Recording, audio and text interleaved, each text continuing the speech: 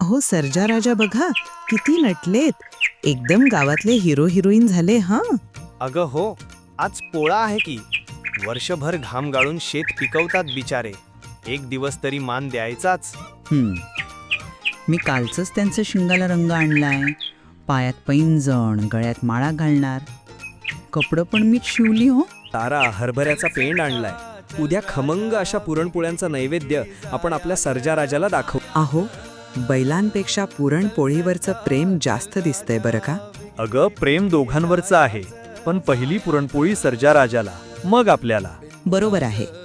खरं सांगू का, बैल नाहीत तर आपली शेती म्हणजे विहिरीला पाणी नाही तसंच. अगदी खरं. म्हणूनच आज मिरवणुकीला निघताना आम्ही ढोल ताशात नाचणार आणि जोरात ओरडणार, सर्जा रा. अगदी खरं. म्हणूनच आज मिरवणुकीला निघताना मी ढोल ताशात नाचणार आणि जोरात ओरडणार, सर्जा राजाचा जय हो.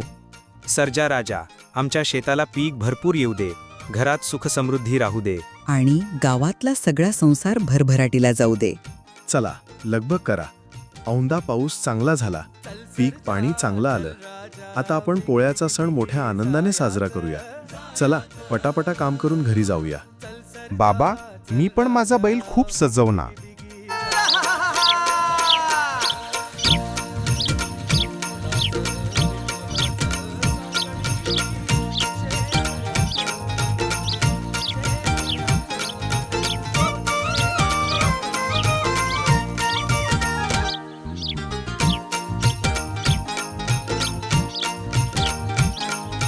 चल सर्जा, चल राजा, बिगी बिगी बिगी जायाचं.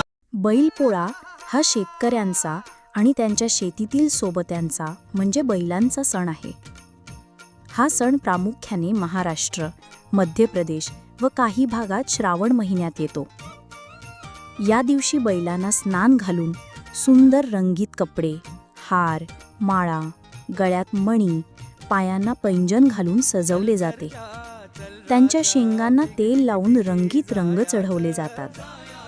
बैलांना पुरणपोळी, भाकरी, चारा ह्यांचा नैवेद्य दिला जातो.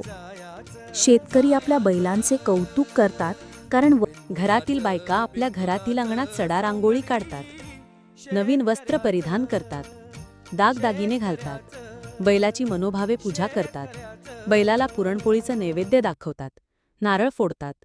पोळ्याचा सण मोठा, नाही आनंदाला तोटा, हेच खरे आहे.